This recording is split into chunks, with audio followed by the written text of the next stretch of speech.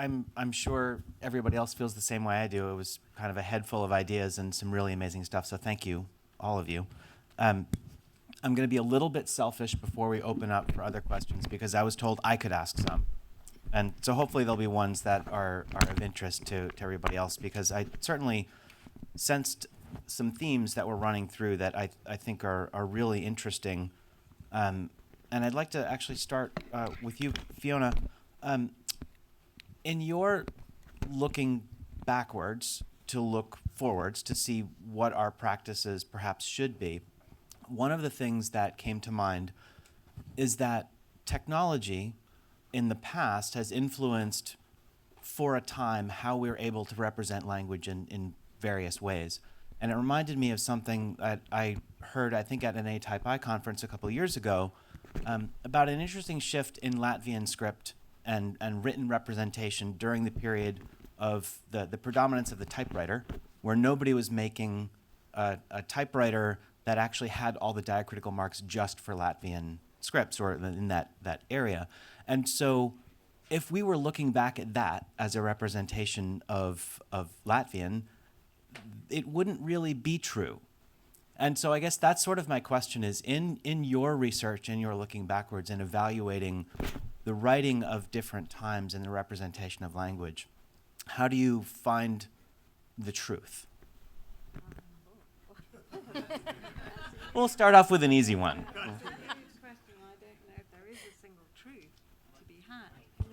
Sorry. Is this working? No? Okay. Well, that's a very big question. I don't think there is a single truth. But I think it is important for us to be aware of the impact of technology.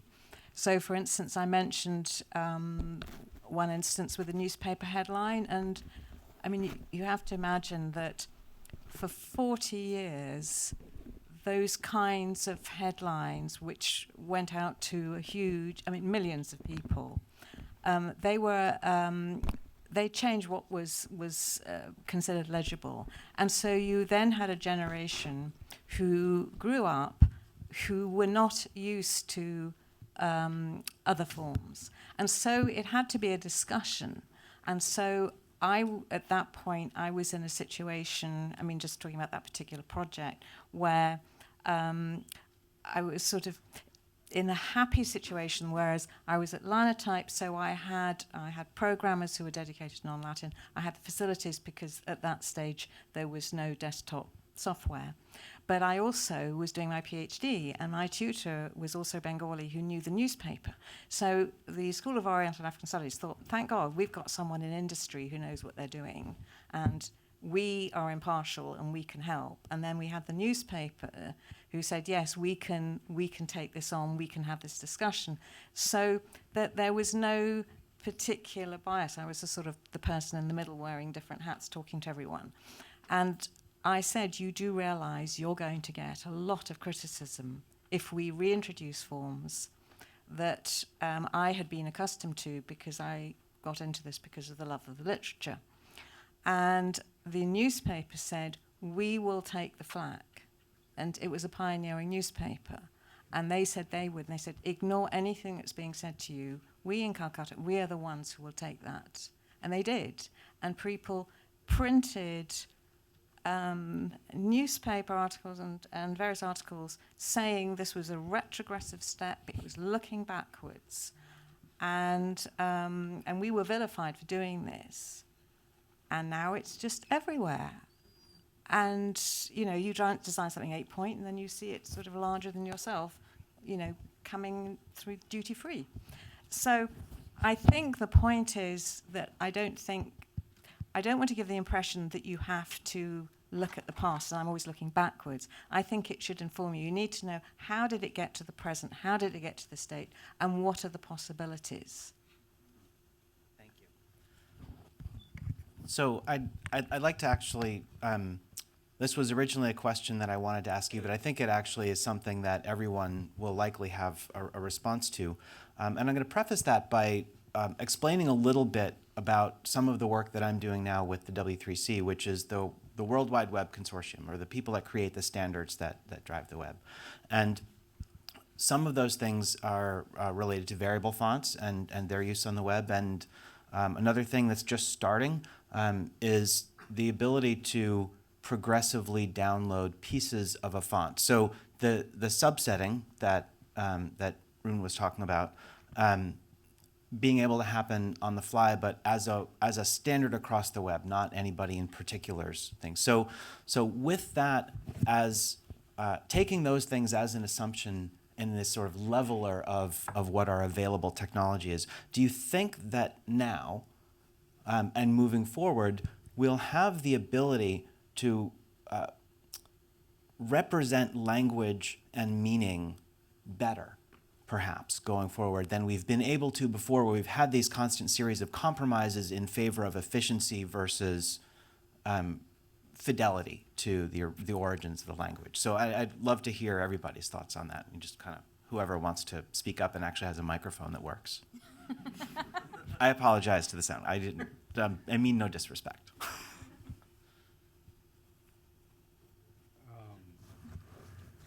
I feel like I'm kind of obligated to speak about this, but I actually don't. Could you actually summarize your question again? Sure. Like the question part? Sorry. Yeah. Well, I guess do we think that with the advent of these new technologies that are solving some of the thorniest ways we can deliver written language on digital platforms, if we take that as yes, that will work, do we think that opens up a way for us to be more true to the origins of language while still exploring new ways to represent it going forward? Well, I don't know whether it's true to its origin is the right metric. Okay. Here. I think it's more important to, I guess, my thinking is that like it opens up, it creates more possibilities and it kind of like invites more people to write and express in the typographic means, if that makes sense. And so in that sense, I think we're in a better place than, say, a few years before or decades before. But that, like, I don't know whether, like, true to its origin is like, yes, that could be one metric, but like, I don't think that is the concern at the moment. I have a take on this. Well, actually, I would love to hear both you and Natasha, because the scale of non-Latin languages, I think, is what interests me in what we can start to do more of. I mean, I think, like, to your question of does it open up or does it get true to the origins, one, I don't think there's a true origins, naturally. I also think there's a lot of creativity and openness in friction. Like, I found so much inspiration through technology going wrong, through things breaking. I think you always kind of, it's that fight between what you're designing within that opens up a lot. Like, even now I'm inspired by type that was created for really not ideal environments like newsprint or bad LED screens or things like that. And those create interesting effects, but they also push creativity and they push the way that you design the type and the way you kind of fill in that space in interesting ways. So to me, it's not good, not bad, just a shift. Mm-hmm. And hopefully, definitely will include its own errors and its own kind of issues to then play with. Well, as I was listening to, all the four amazing speakers here, what went through my mind were two things. One is that, wow, I actually forgot about that typography is actually science. It really is. I forgot about that. And the second thing that went through my mind was that how come we're not teaching typography in early education? Just think about that just for a sec, because in my practice, we create identities, right? We create brands. So inevitably, we have to present our work to people, to clients, and most of them really have zero idea on what they're actually looking at, but they are actually the decision makers on the work, meaning that they are actually our biggest critics, right? So there's some profound issue in that. But to your question about technology, I think that it's incredible that with digital technology and the work that some of you are doing here, which I truly admire, and I was blown away by some of the investigations that Roon was doing, and a lot of questions that he was trying to answer. But one thing that I have observed as a practitioner, sort of in the field, is that technology has ability to actually scale things, right, and to push things out. But technology also has ability to erase diversity, especially in the digital world. And that is a thing that, as a graphic designer, as somebody who deals with identities, visual identities, that I struggle with a lot, and even more so, I think, in the last couple of years, is that you begin to see that the very notion of an identity, of a visual identity, is to have some sort of particularity about it that is actually really unique. But you see that kind of quality is kind of getting lessened and lessened, with the improvement of technology, and particularly with, say, choices of typefaces. So currently we're actually doing a research just basically on brands' primary typography. So you see that brands, when they create a new identity, they will use a display kind of type as a primary type, and then traditionally you would want to actually really use that type that actually has a lot of qualities or personalities in it in display level communication at minimum, right? But now, if you actually look into digital brands, I'm talking about brands that are mostly apps, right? And you see that there's a complete divorce between the logo type itself and whatever that's beneath that, from display typeface to secondary typeface to tertiary typeface. There's complete divorce. That's first thing. Second thing is that if you just do screen grab on these apps and then you put them all together, get rid of the name, get rid of the logo, they all look the same. Okay, they're all using more or less the same, I would say, 3 to 4 typographies. They're actually designed and prepared for the digital nature. So that to me is a really concerning condition, that as a practitioner who's actually using fonts, who's actually using the tools that that these incredible, scientists and, technologists and designers are creating, I actually find myself really, really powerless, that I don't know how to actually deal with this issue of the erasure of diversity. And I feel like in a lot of times, I'm kind of, forced just by the currents that I have to conform to that. Does that answer your question? Well, I feel like I'm just like ranting right now. Well, I think what you're describing is a pain that I've been feeling for a very long time as someone that specializes in implementing better typography on the web. And this was actually the question I had kind of written to all of you initially as teachers, because almost everybody here plays a role in teaching or mentoring in some way.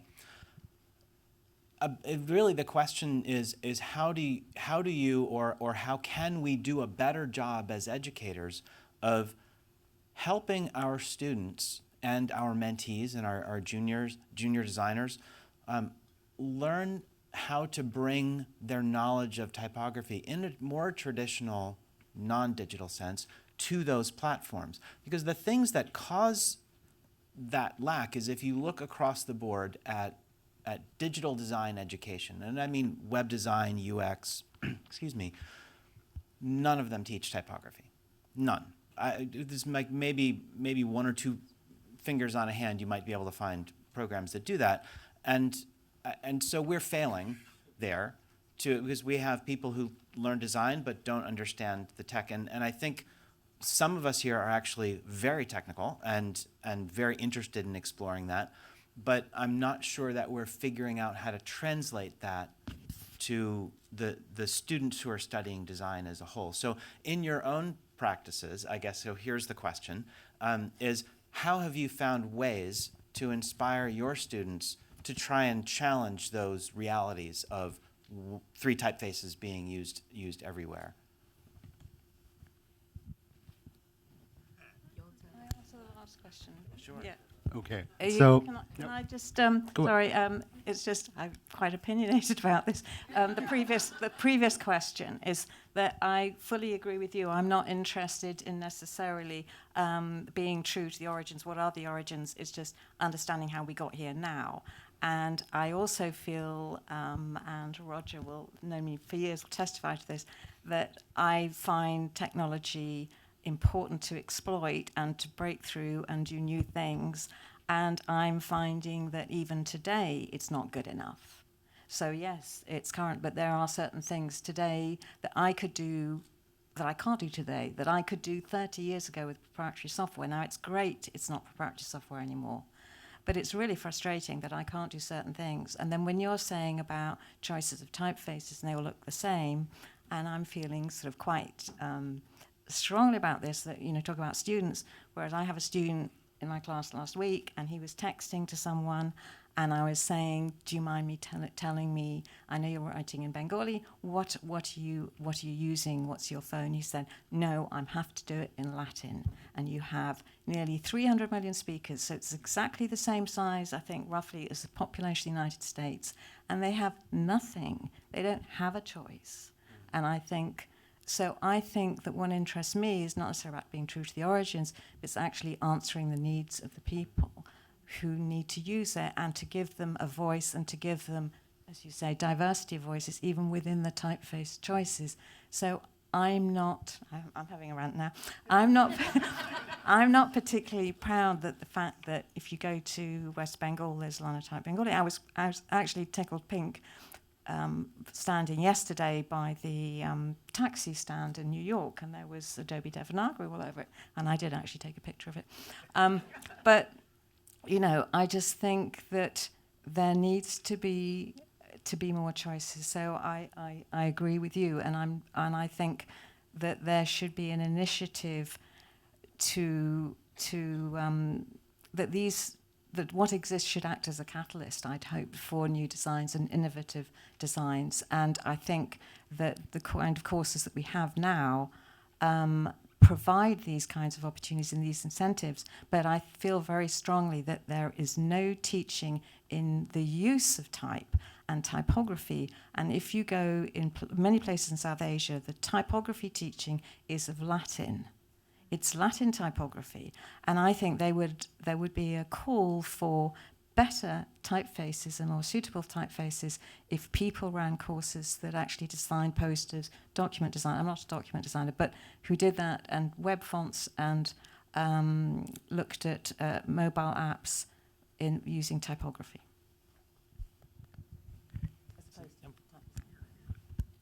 I feel like I kind of, in terms of teaching for typography or teaching design, it's kind of touched on that in a lot of the presentation that I was doing. So to me, it is kind of removing the professionalism and the stigma and a lot of the rules that I feel like get leaked down about type, and about type being this kind of elusive tower kind of system, and allowing more play and allowing like everyone has an opinion. everyone's lettered, everyone's drawn type, everyone looks at it so many times a day, and it's just kind of removing yourself and removing the teaching in a lot of ways, and letting them feel like they're an authority, and teaching them that they are, and teaching them to speak up for it and to play with the knowledge that they already have. Roon, did you want to add to that? Yeah, so part of your question was, are we teaching typography in this sort of web design or interaction design kind of classes? And I'm happy to say, in Parsons, in a BFA communication design program that I'm directing, I'm realizing that I'm announcing this in SVA theater, that I'm happy to say that we do that. And in our sophomore curriculum, what's kind of unique is that students are literally spending 50% of time learning type and 50% of time learning interaction design. So the particular class that I'm teaching, I have like some of my students here in the theater. What we try to do, or at least what I try to do, is to let them explore the medium. Like, say, learning how to typeset, and then learning about all the traditions and the history of type, and is really important. But at the same time, I think it's really important to give them the opportunity to explore the medium, because this is relatively a new medium. And yeah, so that they're going to be in 10 years, 20 years, they're going to be sitting in this stage, and then I want them to be more explorative about what they do. So that's, I guess I'm at this point kind of ranting, but I'm happy to say that we offer that.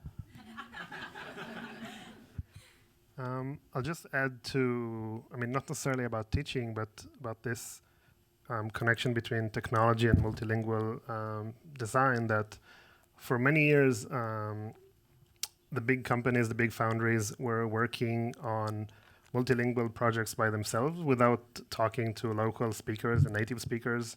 And this resulted in many times in very poor typography. And a more recent development is that big companies are collaborating with local speakers and native type designers. And this is creates a vast improvement in how different communities are represented online and in print. So I think this is one thing going in the right direction more recently. I would jump onto that for just 1 second, but it should be more than just talking to local type designers. We should have local type designers.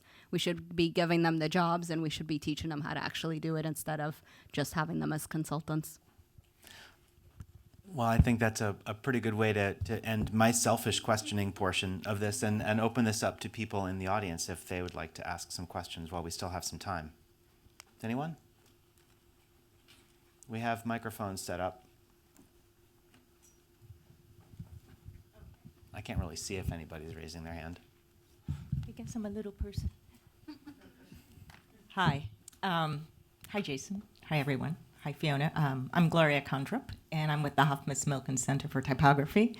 And I'm probably wasting a question that I can use for my panel.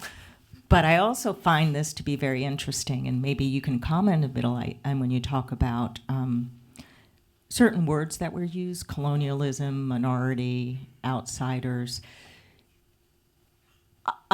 Your opinion, I think our educational system goes back to policy. In the United States now, there's a policy of removing handwriting from the early curriculums. So when you talk about the creation of or lack of diversity, I think it has to do with policy of education, policy of businesses, and also policy of the larger type design companies to encourage the development of perhaps software that would enable what you all say is needed, a diversity of multi-script typefaces and technology. And if anyone wants to talk to this, or how you combat that in education. Well, we've got all the easy questions. I could keep talking about education here all day long. This part I have no problem on. I am fortunate to be teaching at the the school that I'm predominantly at is Harbor Space University out in Barcelona. It is an interaction design program. It's just a design and technology school. And I've had amazing freedom in terms of a lack of bureaucracy and being able to completely create my curriculum and my courses and what I do. And like I said, like I got rid of pretty much everything that's standard in a type course. I got rid of all terminology and was able to remove it and build it in a different way.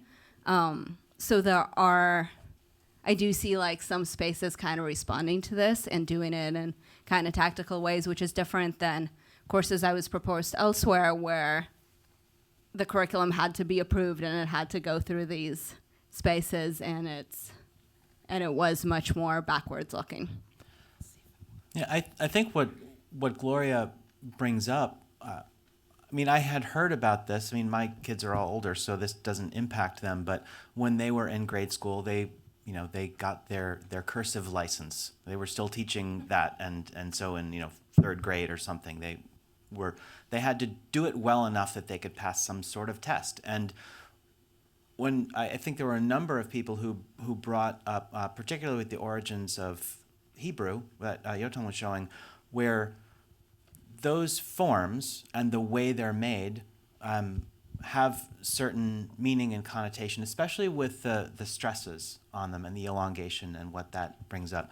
And that reminded me of Arabic and the Kashida and its use that actually can be more editorial than it is really giving a particular religious connotation, at least from what I've learned about it. And when we take away the origins of handwriting, where people learn how these shapes are created and we're only left with the typefaces provided, that sounds like a terrifying loss, where understanding the history, maybe not necessarily falling back into the origin story thing, but still like understanding how the language evolved and the UNESCO work of trying to preserve these written languages. When we take that away from how we teach people and educate them, it sounds like that's a pretty big loss. And I would love to hear how to combat that. Oh, it's on anyway. Well, my experience is different because I was very fortunate in that at Linotype we had a whole team of programmers, and all we did was non-Latin scripts. We had the Middle East office, which was only staffed by native speakers. You saw some of them in the slide. And we had the India office as well. So, it was a very different experience. And my experience now is also different again because I only teach on the MA program and PhD students. And until this year, to be honest, British students couldn't actually afford to be on the MA program. So, as Dan will testify, we have a huge range of different nationalities, so we don't have the same issue. But one of the things that I think is quite telling is that we do. I ask for them to use a different vocabulary, so we don't talk about X heights because X is Latin. Why would you talk about a hex height? We don't talk about serifs in Arabic. We talk about barbs. We don't talk about So we do use a different vocabulary, and I'm very keen that there isn't an equivalent sort. So I think harmonization is fine, but I don't look for matchmaking. I don't want them to say, oh, this reminds me of a Latin. I look at the counters and I don't make the counters exactly the same. You want this to work in its own right. So we have that. But I think that one of the things that the students find at the beginning that they find is quite difficult, and I'm thinking of what you were saying, was that some of them from where they come from different places around the world, they expect us to tell them what to do, and we don't. And when they show me things, I keep on saying to them, can you please tell me why you've done this? And that's the point. I want to know the why, and I want them to know why.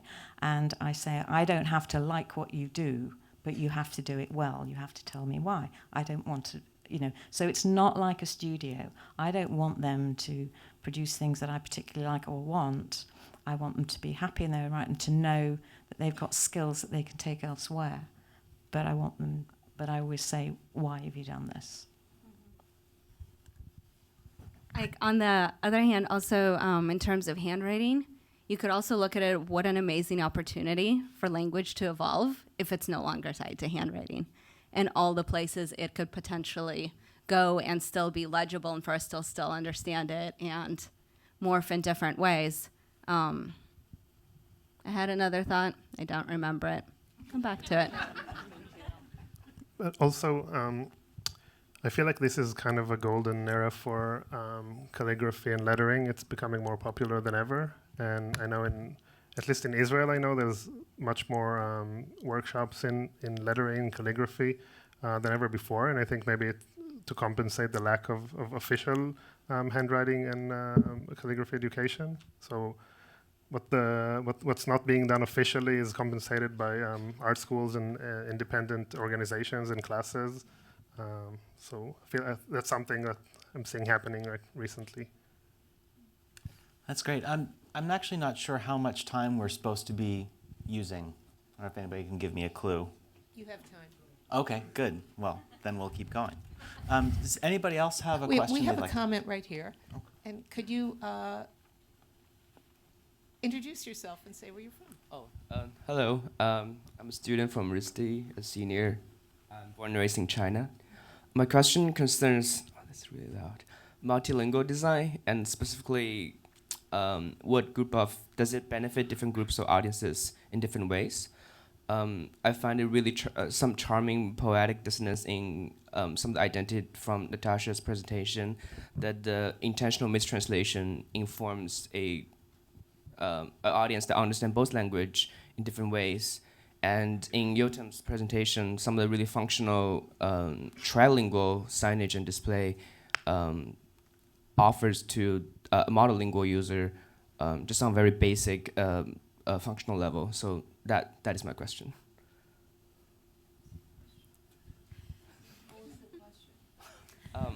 I wrote it down. In the fields of multilingual design, does it benefit different groups of readers differently? Well, so I think if I'm understanding where you're headed with that, I think particularly with the identity work that you were showing, that sort of the intentional appealing to different audiences in different ways that you were treating the language or mistreating it in the way you were combining things.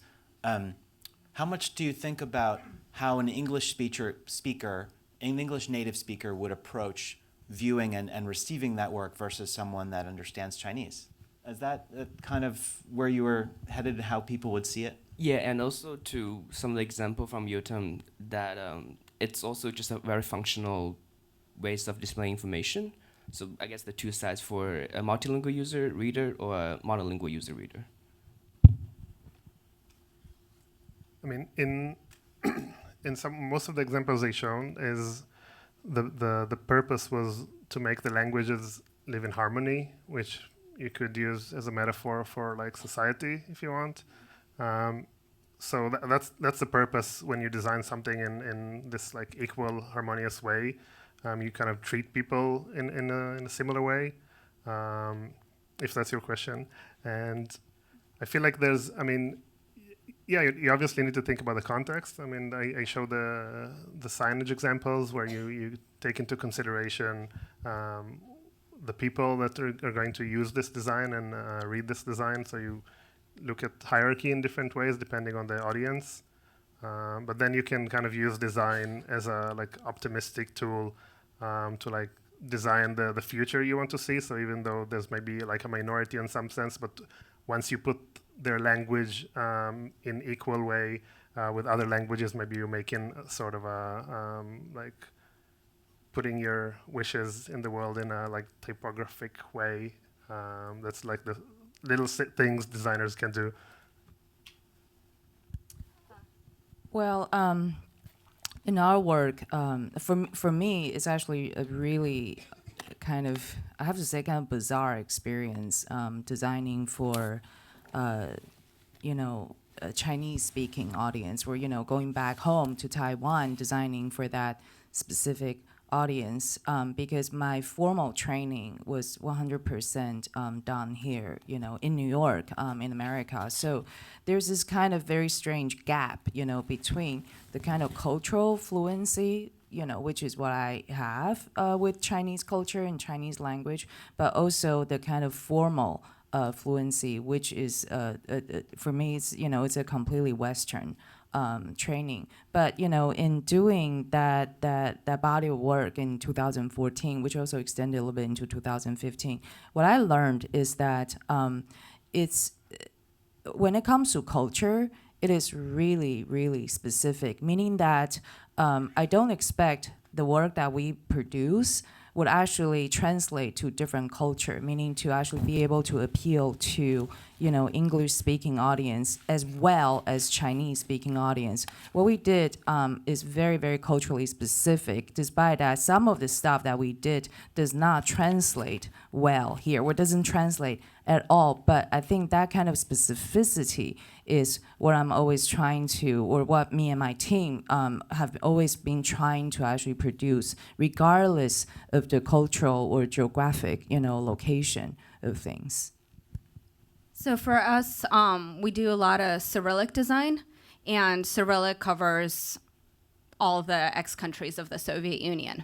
And there's a lot of you get into political and kind of infighting between regions on how a certain shape should be drawn or what it is, and some have been kind of louder and more vocal than others. For me, in terms of the work that we're doing, I just try to diversify it as much as I can and not necessarily stick to just one paradigm, and really try to see how I can put different shapes together or mix it in unique ways, and try to continually travel and learn and have conversations and be sensitive to that. Because a certain way of drawing a letter, or in Latin, you have type gets stuck into eras a lot. So you have a typeface that's, that looks really 70s. But when you have a country that's had, or a region that has the last century that's been so politically heavy, all of a sudden the 70s mean a whole lot of different stuff than it would in Latin. I feel like as a designer who only knows one language, and I've traveled a fair amount, but really that's just been enough to open my eyes to know what I don't know. I feel uniquely unequipped to be able to tackle a lot of these things. And I think that's what's so interesting to me. That's been a common thread through all of them. All of your talks have involved dealing with things in more than one language, more than one script, finding the harmony or dissonance intentionally or not. So I thank you. That was a great question. I think there was another hand down here. Here's the mic. Introduce yourself to Okay. Hi, I'm Kanisha. I go to Parsons. I'm a senior for communication design. Firstly, thank you for such amazing, important work that you do. Those were all great presentations. I'm more curious about the results of your work. My question is, how did your work empower those that it served, and how do you measure the success or the impact of typeface design? Another easy question.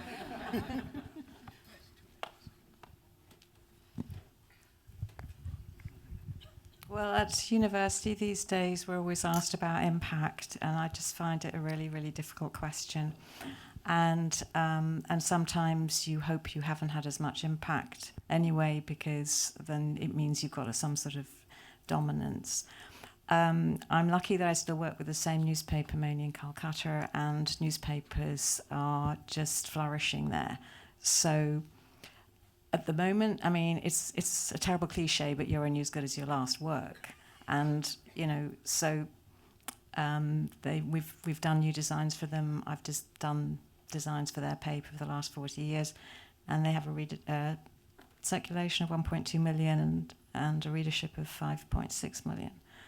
But one day they might say, no, this is wrong. But the point is, it's a partnership, it's a collaboration, and I'm very pleased that one of the people that I'm working with now, he's also from India, and he was a former student, now he's a colleague, and it's great. But it is interesting because his native script is Bengali, but that's not his native language. So in some cases, I read better Bengali. For me, it's easier to read it than for him, but people always assume it's him who's reading it.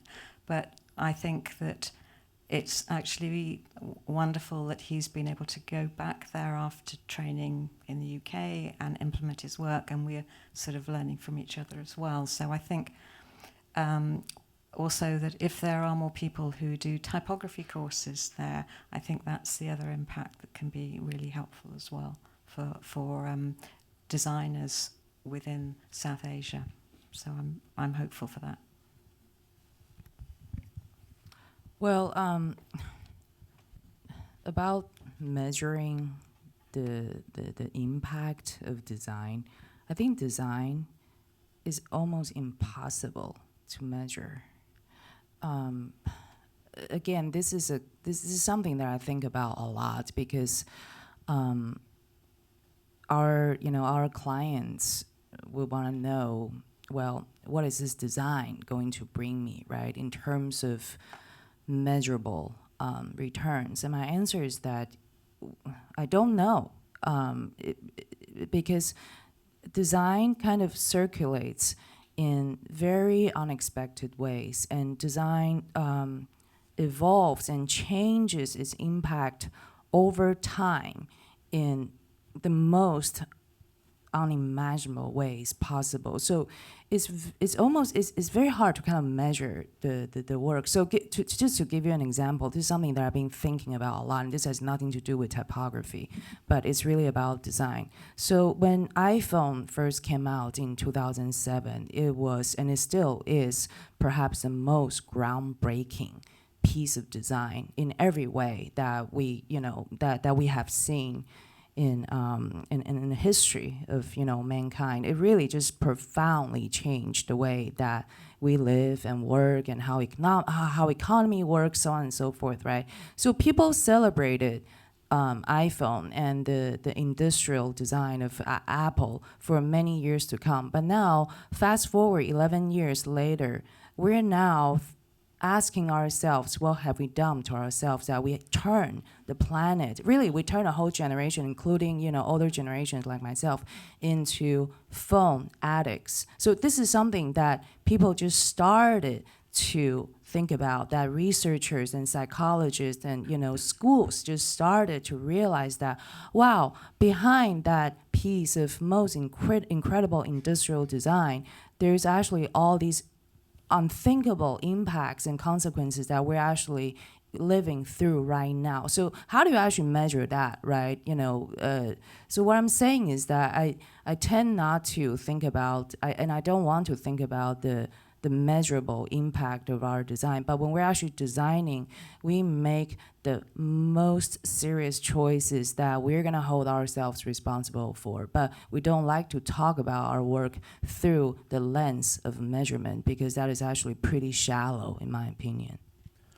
Well, I think that's our challenge as in a sort of a design industry and a culture, and I guess I disagree a little bit with that in some ways, because I think if you look at several studies that have been done recently from Envision, and I think McKinsey also published something looking at design maturity within organizations. So again, this is well beyond just typography, but like you'd mentioned giving a talk about design thinking, and what those studies were looking at is when designers are involved in other aspects of an organization and applying our same level of rigor and problem solving and examination and reflection about biases, we're able to positively influence organizations in very meaningful ways. And this is to the tune of hundreds of millions of dollars in increased productivity and profitability and all kinds of things. So in some case, yes, it's shallow, it's shareholder return and stuff, but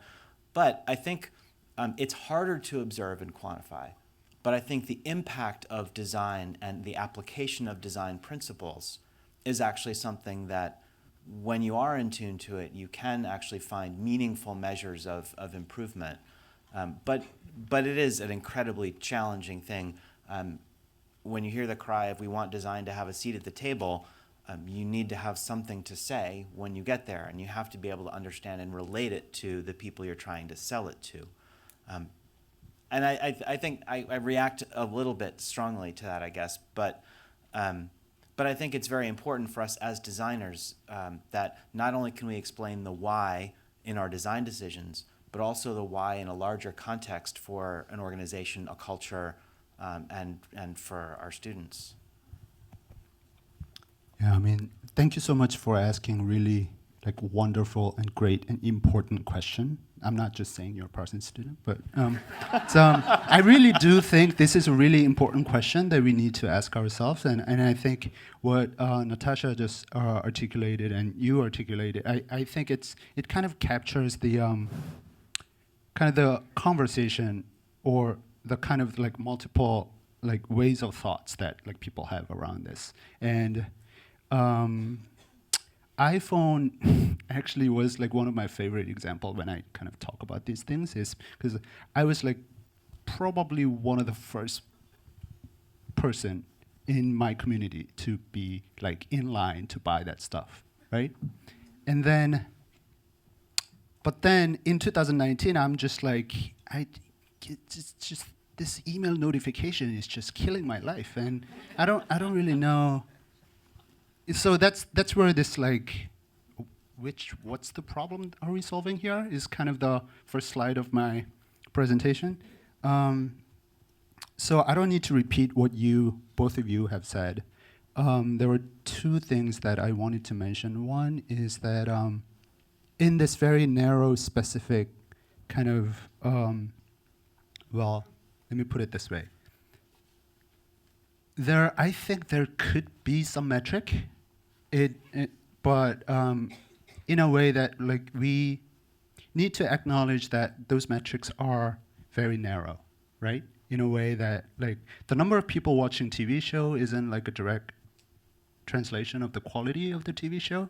So so we just need to acknowledge that like these numbers are numbers and looking at a very specific thing. Say, one story that I wanted to share was that for this multilingual JS, that the JavaScript library that we made, I thought like this is a brilliant idea and everyone's going to use it, but in reality, it was not very popular. So that's one story, and then another is that in terms of metrics. The project that we did with Google Fonts, because they just first launched the Korean in the Google Fonts in a couple of years ago, they should have some metric, like the real number from the people using that font and the frequency of it and the loading times and all that stuff. And they're kind of equipped to kind of analyze what that means, right? I don't have that number, but I know Irene Kim, who's from Google Fonts, is coming later in this conference, so you should actually ask her about like how the adaptation is going. So how We are have we doing another with time? question here, Okay, or great. comment. Introduce yourself. Hi, my name is Vikas. I'm a partner at Brooklyn-based Isometric Studio. We want to believe that type drives culture. Yet it's challenging to imagine how, because there are these grand challenges, communication challenges, that are waiting to be solved, right? You can think of climate change, or you can think of economic inequality, or people's stories that are waiting to be told. And I think it's heartening to see, for example, Ksenya moving through different careers, kind of thinking critically about what each one is doing. And it's interesting to think about Roon talking about the future of work in the context of technology. So my question is, do you imagine your profession as being insular and like, I'm gonna just focus on this one thing and do a really good job with it? Or do you feel like you have the freedom to flow and as a type designer, the ability to become a graphic designer, and as a graphic designer, the ability to become a cultural thinker or entrepreneur, given the new technological framework that we are living in?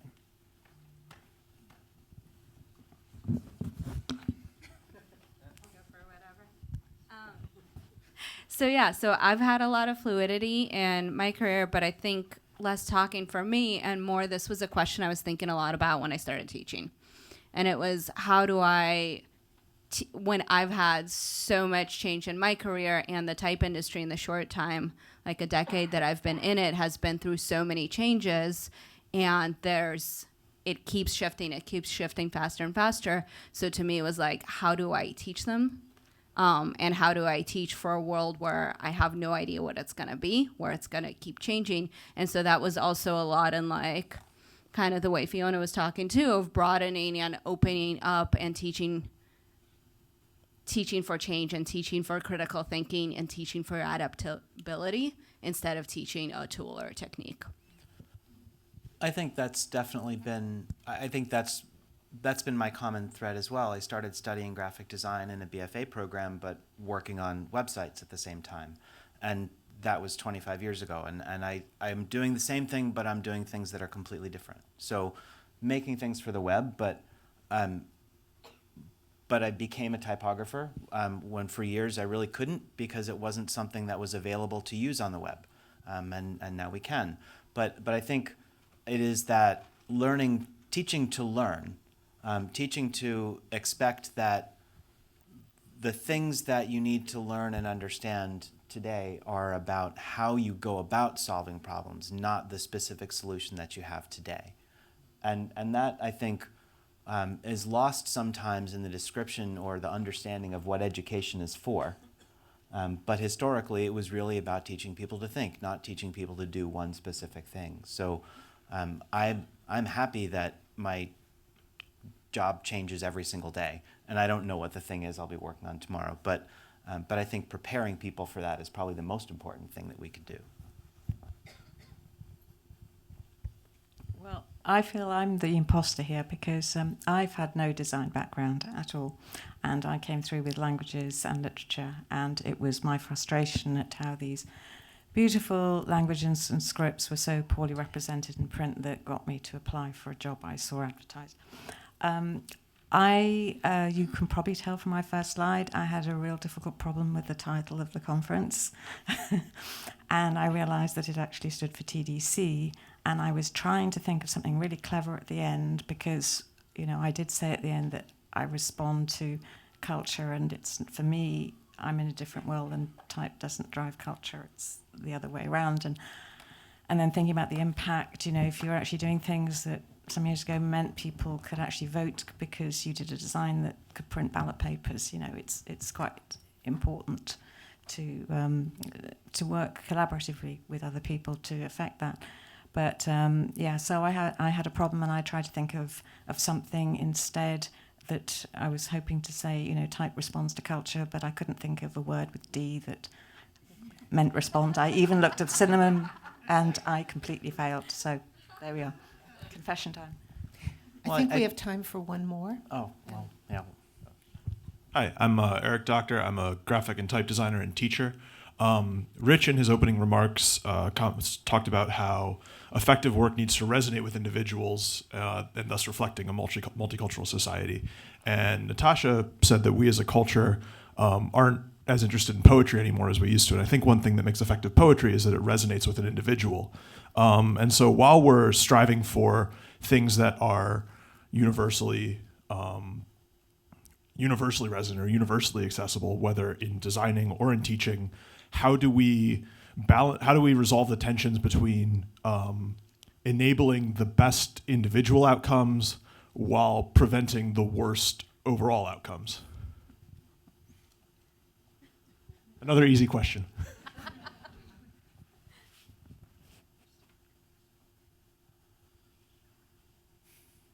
Wow, I'm just not even sure where to start. I don't know where to begin with this, but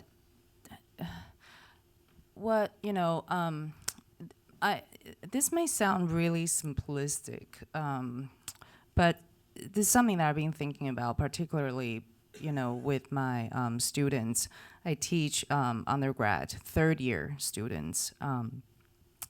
So what I have noticed in them, and this condition is getting more and more severe as the years go by, is that their sensibility in typography, or basically their whole knowledge base about typography, is so much dictated by what they see over their phone. 100%, okay? So again, I don't want to sound like I'm this anti-phone, person, because I'm not. I benefit from that too. But one thing that I encourage my students to do is to kind of really just ignore the stuff that this phone just automatically provides to them, and put a lot of effort into the field that is into the real world. I encourage them to go to bookstores and to go to record stores. Okay, so there are only very few record stores left here in New York City. There are a couple of them. They're really great. Encourage them to go to record stores. And the story that I tell them is that the music recommendations that we get as we turn on our iTunes, as we turn on our Spotify, right? We all use these apps, right? The recommendations that we get are actually the most popular through algorithm, right? By algorithm, meaning what is most popular right now, here in America, what's most popular in the world. So we're in a condition that is the top 5, 10 gets even more popular to the point that they become monopoly. And then there's the monopoly, which typically takes up, 95 to 98% of the market share. That is the attention share. And then here's the rest. Here's everybody else. Okay, so just think about that for a sec, right? That's the stuff that we're receiving through our phone, down to all the social media stuff, Instagram. There's algorithm there that's actually manipulating. So it creates this